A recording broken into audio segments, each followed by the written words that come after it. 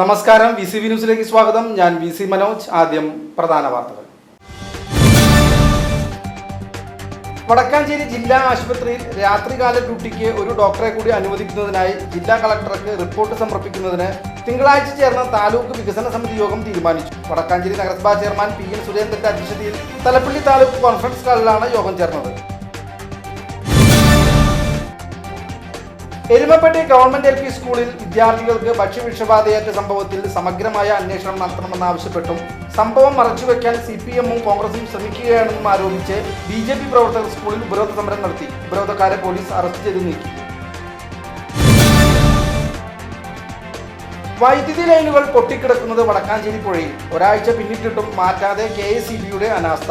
അടിയന്തര ഇടപെടൽ ഉണ്ടാകണമെന്ന് പ്രദേശവാസികൾ. ചാലക്കൽ കഴിഞ്ഞിക്കുഴി കടവിന് സമീപമാണ് വൈദ്യുതി ലൈൻ പൊട്ടിക്കിടക്കുന്നത്. 3 വർഷമായി യാത്രാ ദുരിതം തുടരുന്ന വെട്ടിക്കാട്ടിരി പാഞ്ഞാൾ റോഡിൽ വാഴ വെച്ച് പ്രതിഷേധിച്ച് യൂത്ത് കോൺഗ്രസ്.